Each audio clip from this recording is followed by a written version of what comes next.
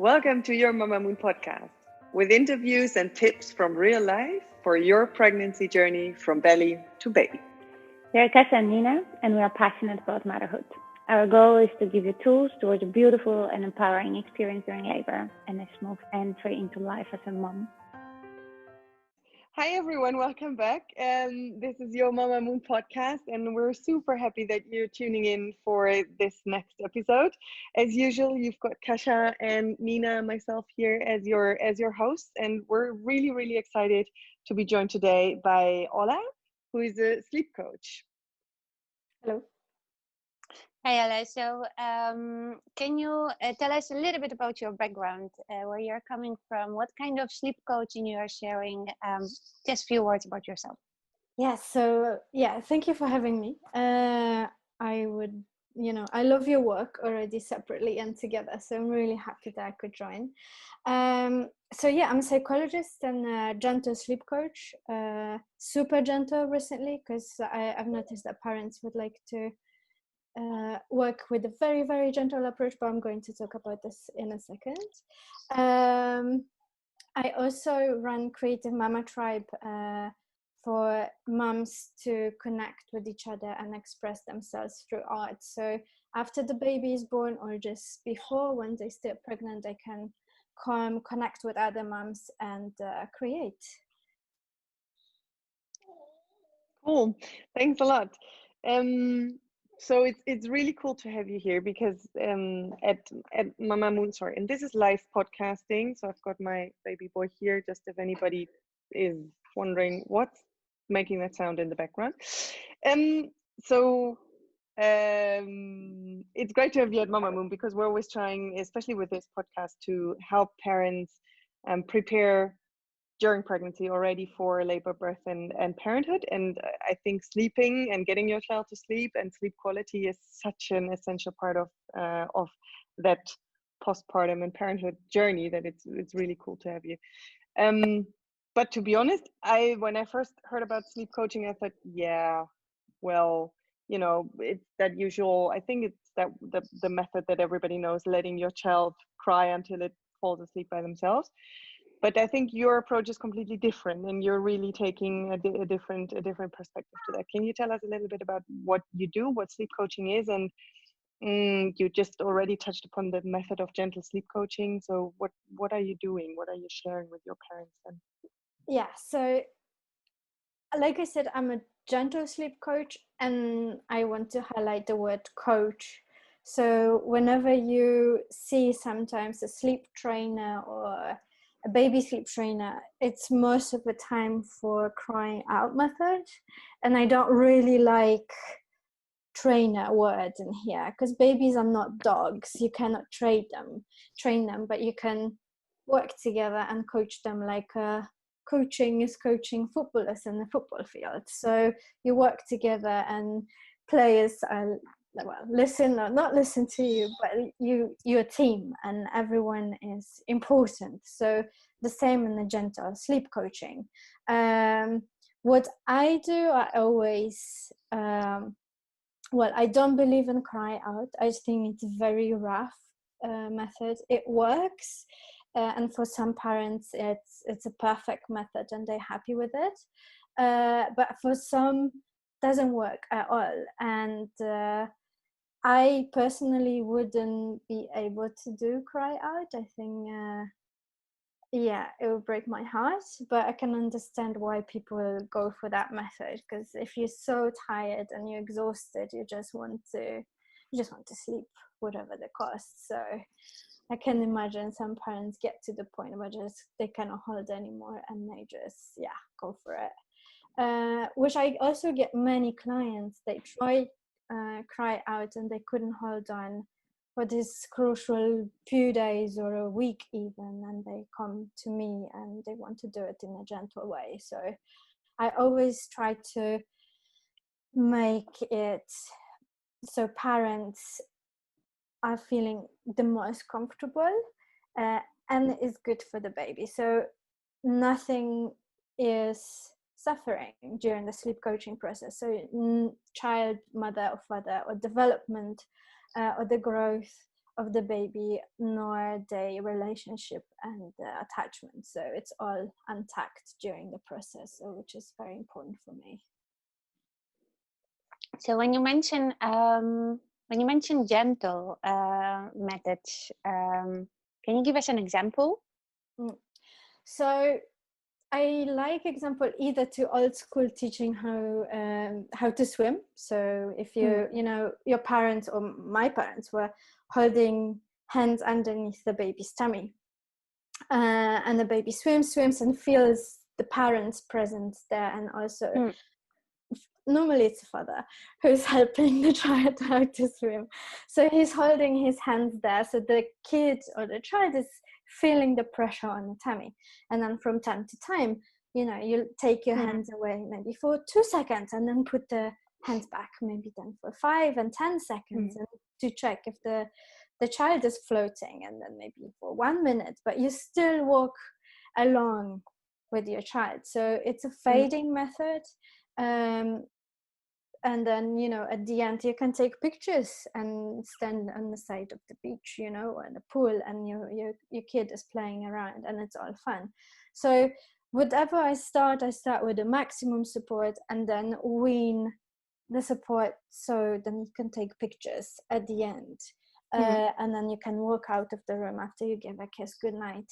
So it can be 2 weeks or 2 months. It depends on how comfortable you feel with weaning and how comfortable you feel with taking a step. So for some parents, taking big step is okay, and some parents prefer to take 4 tiny steps before they get to 1 big step. So as many children, as many methods. And like I said, always start where the parents are at, and then we take it from there. It's so great to hear that there is also other methods, because I think I can relate very well to what you said about breaking my heart if I think about the crying out method. What I wanted to check also, because I know that you start with consultations, because we've talked also about it before. And what do you normally check with your parents during these consultations? How long it is, and how they have to prepare themselves to start actually possible gentle sleep coaching process? So first we start with the touch base free consultation. So parents normally give me a call, or we arrange a call together, and somewhere between 10, 15, 20 minutes. Sometimes it's half an hour if mom needs to be reassured and we have many things to talk about. So I don't really put a time limit. The first kind of touching base, it's also for us to get to know each other and check if we click, and if the method clicks. Then I send a history form, and based on the history form, I come prepared for a consultation with a pencil plan in my head. And because now the situation is as it is, normally I have consultations online. But if everything goes back to normal, eventually I can also come to parents' house. There's no difference in the success rate. The only difference is that we have an online cup of tea instead of having a live cup of tea, and we always have a cup of tea or a coffee. So there's always a drink. Because I want parents also to feel comfortable and to feel good, because only then it's going to work. And so we create the plan together during the consultation. So I already have always 3 or 4 options where we can go to. So there's many routes, like I said, as many kids, as many methods. And after the consultation, the plan can change 5 times or 10 times. Doesn't matter. We're very flexible, because you also, the consultation is only theory, and how you're going to feel while implementing the plan is very different. So you might feel, oh yeah, it's okay, we can do the big step or half a big step. But then during the implementing the plan, you feel it's a bit too fast. Maybe I want to slow down. So you already know, parents already know what they have to do to reach the first step, but also if it's not comfortable, what they can do to kind of take a half step back and just to improve a little bit. And we also stay in touch through the sleep blog on daily basis. So if there's something going on, they can ask me questions there. So in between the phone calls, we stay in touch every day. Okay, cool. Very cool. So it's really cool to have you here and to understand a little bit also how sleep coaching works. Here at Mamamoon, you know, you've been with us before, so you know a little bit that we always try to cover the entire journey from belly to baby, and really what we're trying to help parents during pregnancy, during birth, during postpartum, and then also parenthood, to prepare the best they can, right? So that's why actually I think we're super excited, because sleep is such an important topic during pregnancy already, right? Especially for moms to be, I think. Yeah. And then it just carries on. I never realized that people kept telling me during my pregnancy, oh, enjoy the times that you can still sleep. And I thought, yeah, what theater can people really, what a drama with this. Stupid. And now I'm thinking, oh my God, I haven't slept like a full night without interruption for a year or so. And I finally understand what people are saying. So can you maybe tell us a little bit about pregnancy and sleep during pregnancy? So is there something that you would recommend parents to do already while the baby's still in mom's belly, to help prepare and make the transition easier for everybody? Yeah, so you know, of course we cannot get the sleep in advance, right? And even if you sleep 12 hours for 3 months, once your baby is out, you're going to be sleep deprived anyway. So what's my suggestion is just use the freedom rather than sleep in advance. So do what makes you happy, you know, rest of course, but also like think that you might not be able to take a shower for a few days. So you can maybe have, you know, small steps that can help you once the baby is out, because you want to save every minute there is during the day to get your rest as well. So maybe cooking in advance, that's what you can do. You can stuff your freezer with plenty of ready-made dishes, you know. Maybe you learn how to make good smoothies, because vitamins are very good for you to recover after pregnancy and get you, you know, in a healthy rhythm. And the breakfast is very important, and I see with a lot of mom, they really skip breakfast and they skip food, which you cannot really skip food because you're feeding another person. So you need to eat, and you need to eat good quality food. Yeah, and I would say just do your thing. If you feel like you cannot do that much and you have to take more breaks, just learn how to let go and don't do everything, and just kind of enjoy the opportunity of not doing everything that you have to do. Because also that's what babies teach every mom in the world, that you need to let go. And some dishes are going to stay in the dishwasher for a few days. It's okay. Very, very important lesson, I think, to learn, and for some harder than for others, I think. Yeah. But yeah, also, you know, our bodies, like Mother Nature played, you know, she knows what she's doing, and you, at the end of the pregnancy, you wake up to go for a night toilet break around midnight and maybe 3 o'clock, and this is also the time that babies wake up after a day out. So your body is kind of already used to waking up at night and getting into the quick way to fall asleep. So my recommendation is get a good blind, so you don't wake up at 5 o'clock in the morning, because summer is coming and it's going to be very bright until very late, and bright like in the middle of the night. Really, you don't want to wake up at 5.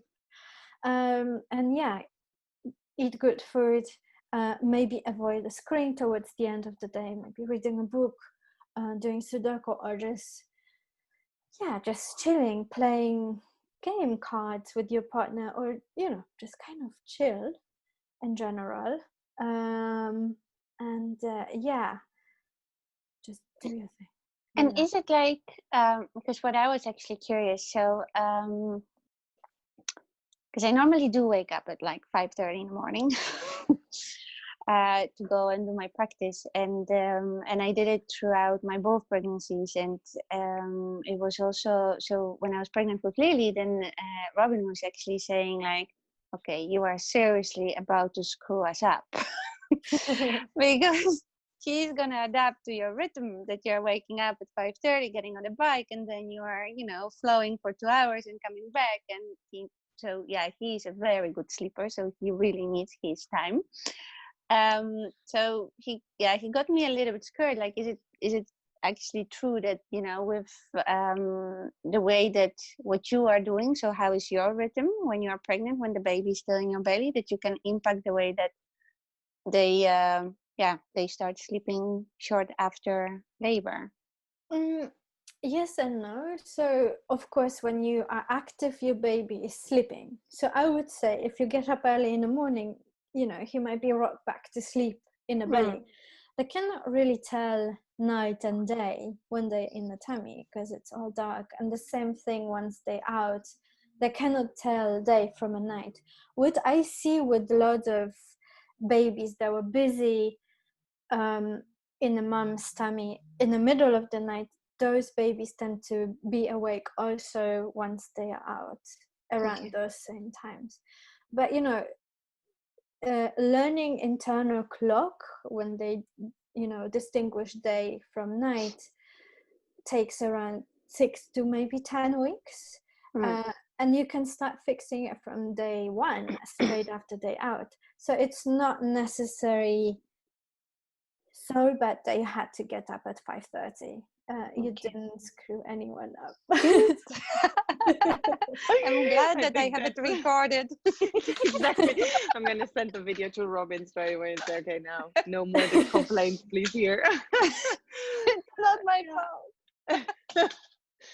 It's actually really, really interesting to talk about this. So once the baby is out, I think they, depending on, I think each baby is very, very different, right? But some sleep longer stretches, some get up every hour or 2 hours even to get fed.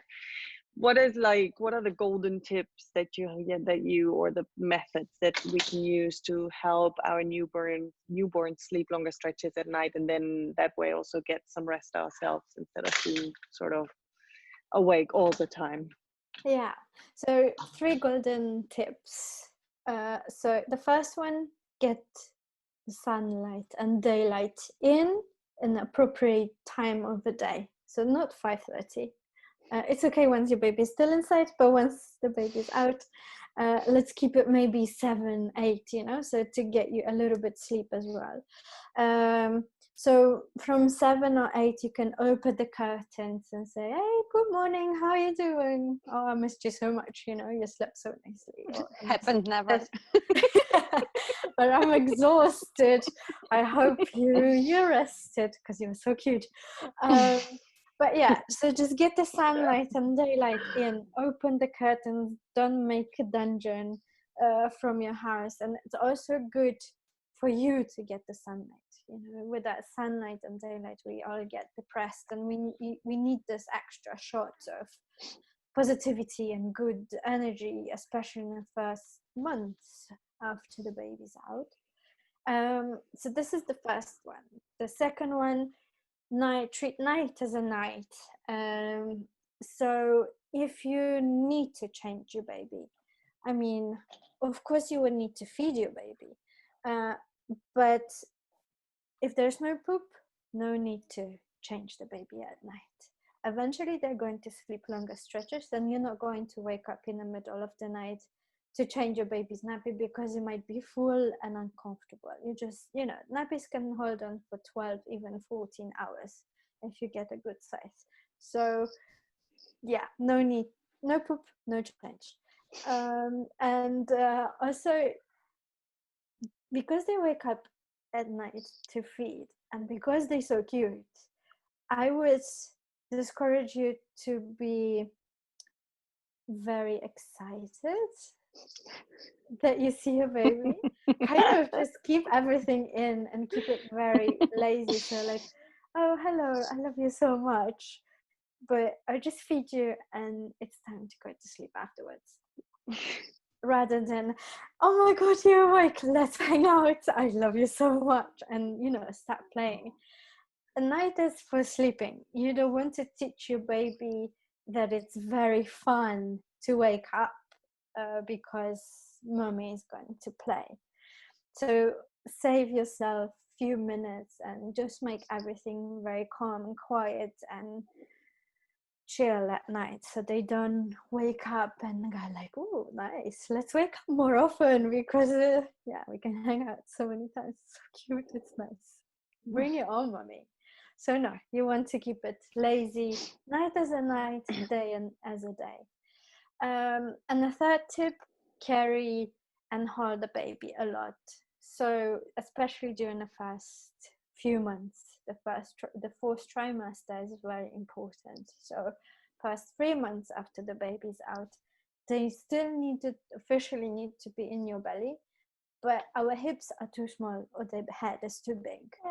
So, or both, or just our hips. I think it's just our hips. They're looking perfect. So, but yeah, kind of the more you carry, the more you are staying close with your baby. The baby's like cuddly tank, I call it. It's going to be filled in. So loads of cuddles and loads of closeness from both mommy and daddy, and holding, chest to chest and kangarooing is very good. Sling and carriers are brilliant. So I wouldn't listen to anyone who says, put your baby down because you're going to spoil your baby. It's the other way around. If you're not going to hold your baby enough, they're going to ask for cuddles at night. And at night you want to sleep. So carry a lot, cuddle a lot, love a lot. And then your baby is going to be more independent in the future, because it's going to feel that whenever he or she needs you, you will always be close. And so, yeah, cuddles. Love it. Baby cuddles are the best. Oh, yeah, nice, thank you. So we've been talking actually a lot about the sleep coaching. When is the right moment actually to start sleep coaching? Because that's something which many parents actually wonder about. When should we call? Yeah, my youngest was 10 days.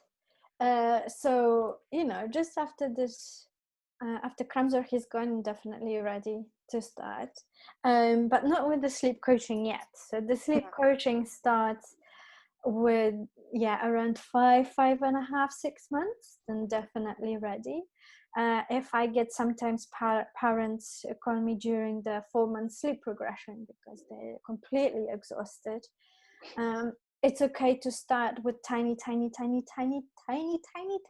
steps. So, and still I call it more rather than a warm-up, rather than sleep coaching. So we start with working on sleep shaping, or working on sleep without touching sleep directly, so they can already improve and build up the foundation. So once the leap is gone, they can start with the sleep coaching. But I also work with babies from 0, so it's always the right moment. And is there like a moment where, okay, now there's no point to do a sleep coaching anymore, it's just too late? Good luck. Well, I work with babies until 6 years old. So until your baby is 6, definitely it's a good time. And 6 years, Jesus Christ. Yeah. No, please, no. Yeah, so I love working with toddlers. They're so cute, and it's a different work rather than working with tiny babies. So there's until 18 months you have one style of coaching because they understand but not really Oh, understand. I'm not thinking about the babies or the kids. I'm thinking about the parents. They might be like zombies for 6 years not sleeping. Yeah, no, but normally they co-sleep and they, want to either kick the baby out. I call it baby, because they're still babies. They will always be babies. They will. Brilliant. Okay, so basically you're saying there is no moment where yes, you've screwed it up. There's nothing you can do anymore. You can go back and start sleep coaching at any point in childhood. Is that right?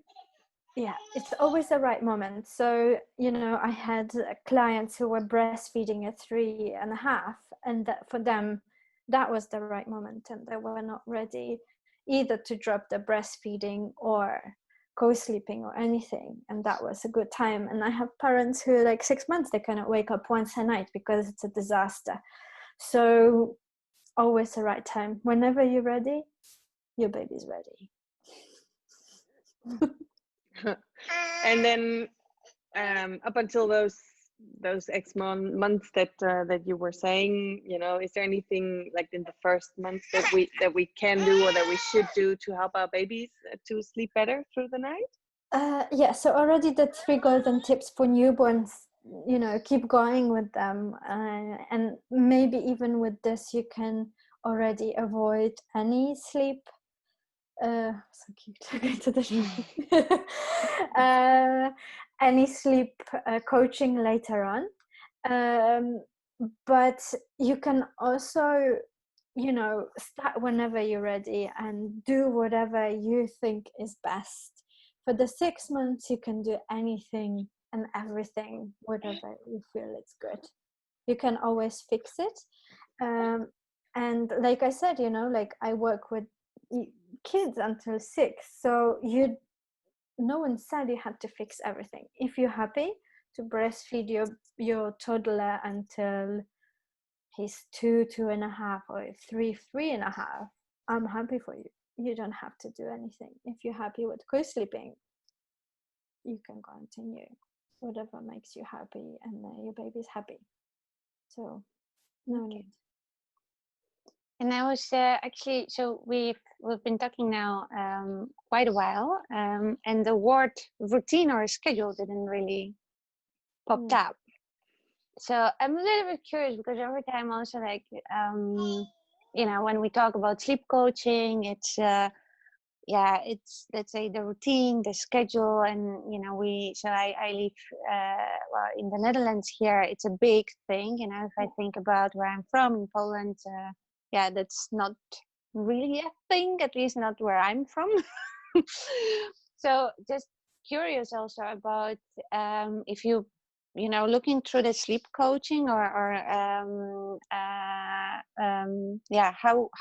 what would you advise about the routines and schedules? Yeah, so this is often get mixed up with parents having a routine and having a schedule. So those two things are completely different. Having a routine doesn't mean you have a schedule. Routine is where you put your baby down on a changing table and you take the bottom part of clothes out, or you open the nappy, you take the nappy out, you clean the butt with something wet, and then you put something nice and clean, and then you give cuddle and kisses, and then you go and play. So this is for a child, this is a routine. They not necessarily know what's going on, but they feel that if they come to this place or this spot, or if you have a feeding chair or nursing chair, that we go to this place, now I'm going to have a nice milky. Or if you hold a baby in a certain position, and your baby will feel, now it's a time to go to sleep, or now we're going to get cuddles. So these are already your routines, and I would recommend to start with any routine, and you will have plenty of routines without even realizing that you have from day one. And of course you need around 1 or 2 weeks to get used to your baby, but you would change your baby most of the time at the changing station in the same order, more or less. Same for the feeding. So for sleeping, you can just have a tiny 3 minutes routine, which can be well, plus feeding, so maybe 40 minutes of feeding, then cuddle, and maybe singing one song every day before you put the baby down for the last sleep of the day, for the long night sleep. And they will recognize, okay, so when mommy is singing this song, that means it's going to be dark and I'm going to sleep for a very long time. So you can start with this from day one, but you can also start whenever you're ready. So there is no rush. But for the schedule, so this is when they have, for example, go to bed for a nap at 9 o'clock or 9:30, and they sleep for, let's say, fingers crossed, 1.5 hours, and then there's a lunch nap, and there's maybe a third nap of the day in the afternoon, and then they have bedtime. So this appears around 5.5, but 5.5, but closer to 6 months. So I would discourage clicking on the links on Google 12 hours by 12 weeks or any other routines for 4 months or 3 months old, because what moms are going to do, they're going to work very hard to introduce a schedule, and then it's going to work for a week or two, and then everything is going to fall apart, and moms are not going to feel nice. And why that 6 months? What is the magic behind the 5.5, 6 months? Yeah, the development, they grow a lot. For the first 3 months, like I said, they should be still in the tummy. They don't really know what's going on. Then you have a 4-month sleep regression, which takes sometimes 6 weeks. So you're already 5.5 months. So 2 weeks, and they kind of get ready to rock.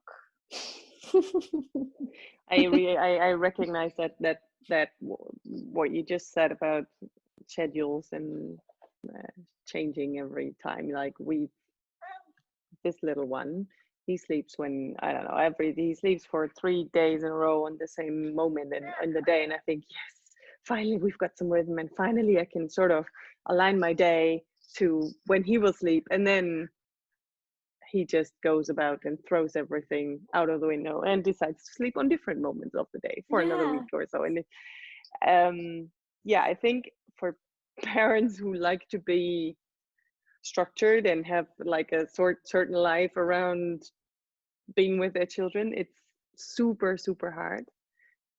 But I also think you just have to probably just go with the flow, right? And you what have baby needs, baby will show. Yeah, and also like because naps develop until 6-7 months, and for the first 4-5 months, every nap is good. So even 5-minute nap is counted as a good nap. Of course, closer to 5 or 6 months, you don't want your baby to nap for 5 minutes, but you want the naps to be a little bit longer. But when newborn stage, 5 minutes is fine. So you cannot really plan anything, because if you have 5-minute nap, what can you do? 20 minutes later they're tired again. Yeah, indeed. Cool. And probably, I mean, this is probably the one question that comes up when we're talking about baby sleep in every parent's life from day one.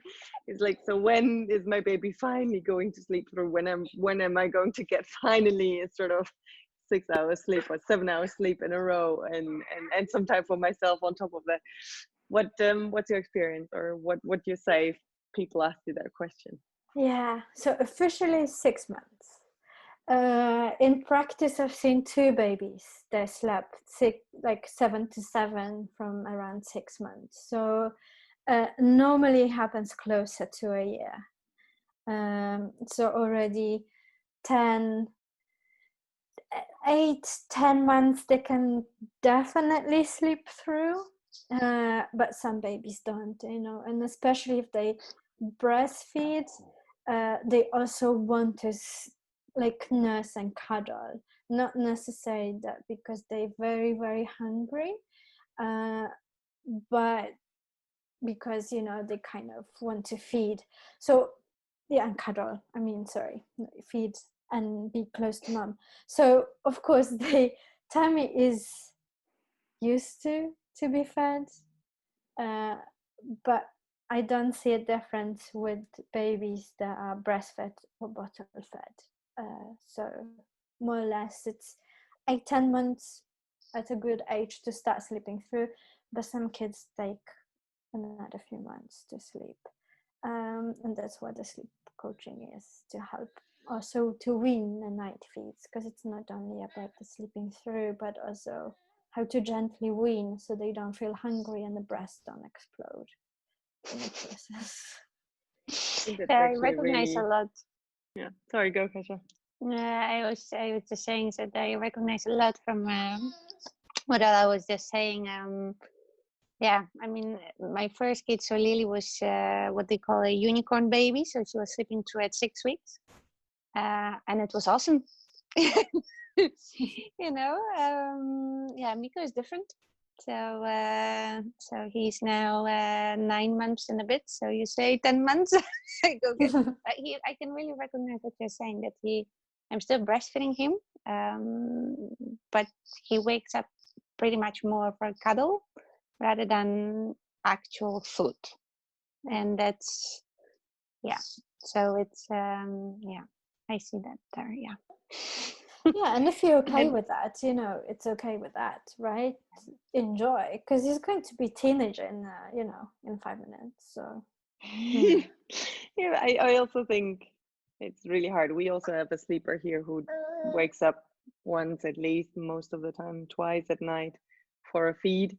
And we decided at a certain point, when somebody said, well, they don't really need anything to eat anymore, we just thought, okay, so we're just going to cuddle him back to sleep and we're going to give him some tea instead, and then he will learn that there's no point of waking up because he's not really hungry and he doesn't get anything anyway. So, which ended up in a week of horror. Everybody, including Casper, was completely in a really bad mood because nobody slept well. I think I got up, instead of 3 times a night, I got up 15 times a night because he was, and after a week we just thought, okay, that's it, fine, we're gonna leave him with food for now and see how we do it later.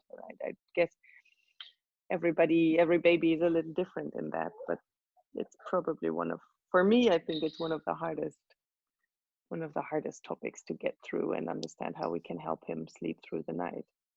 yeah, and you know, if you feel like, okay, this is the best for him and this is what we want for him, that's what's best for him. So there's no, you know, no need to coach, no need to train or whatever.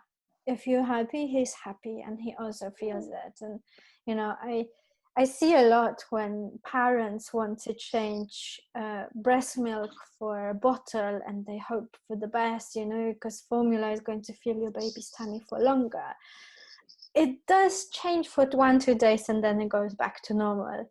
So, you know, and I hear also with water or tea and also juice, I've seen a couple of families were giving juice. Some kids are suckers and some kids want cuddles and milkies. So if your child is a sucker, it doesn't matter what you give him, he's going to be happy as long as there's a liquid inside. Doesn't matter what. But some babies need these cuddles, and they, you know, use you and your arms as a pacifier, as a like cuddle. So, you know, of course you can have a transitional object, but there's, you know, you cuddle with your partner at night, and when you wake up or you go to the loo because you drank too much water in the end of the day, then you always cuddle in, and you know, they also want it. That's a really good, actually really good comparison, I think. Oh, so yeah, I just want to say, so we've learned really, really loads. And indeed, topic that I think is, you could recognize, all is very close to the heart of myself and Nina, especially at the moment. Yeah, but if there was one golden tip that you would like to share with parents to be, what would that be? Well, enjoy the cuddles, I would say, you know, whatever you decide, stay consistent and stay, yeah, if you decide that you want to do something, do it, because if you're going to go up and down, whatever method you're going to choose, kids are sneaky. And then if they see the little opening of inconsistency in between the doors, they're going to put their foot in and they're going to pressure you until you give up. And you're probably going to be tired and you want to have a peace of mind and you are going to give up. We all do. So, whatever, it doesn't have to be with sleep. It can be also with giving sweets before dinner, or giving crackers for toddlers, crackers, a golden thing.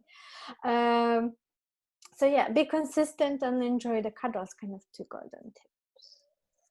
Super. Perfect. Thanks so much, Ola. I think we've really enjoyed the conversation. It was great to speak to you, get your knowledge, pick your brain, and get all the tips out there for our mamas and papas to be, because I think it's really such an important topic and such a make or break topic when it comes to quality of life for families and for parents and for babies. So that's great. Well, somebody hit his head. Ola, maybe to close the conversation, how can people reach you? Because you're also doing online coaching, you said, so it doesn't really matter if people are in Amsterdam or somewhere else. Where and how can people reach you best? Yeah, so either through my website, tinysleepyhead.com, Facebook, Instagram. They can also send me a WhatsApp. But I guess email is the quickest. So ola@tinysleepyhead.com. Brilliant. That's really good. We're also going to put obviously your contact details in the show notes so that people can reach you there and ask the questions and get your wisdom during your coachings, because I think you've got so much to offer for parents, for new parents and for parents to be, that I think it's just great that you're there. Thank you. Thank you so much, Ola. Yeah. So thank you So for having me. you're very welcome. I love you. That was our Mamamoon episode for this week. Thanks a lot, everybody, for being there and for joining us. Sorry for the background noise of this very much live podcast out of our homes. But we're really, really looking forward to see you during the next episode. Make sure that you like and that you subscribe and that you stay tuned, because we've got more expert interviews coming up for you, and we love to have you and love you to be a part of this Mamamoon journey. Thanks so much for listening to our Mamamoon podcast. We would love to see you again, so make sure to subscribe so you don't miss any new episodes. Also, for more information and to stay up to date, check our website mamamoon.me and our Instagram and Facebook.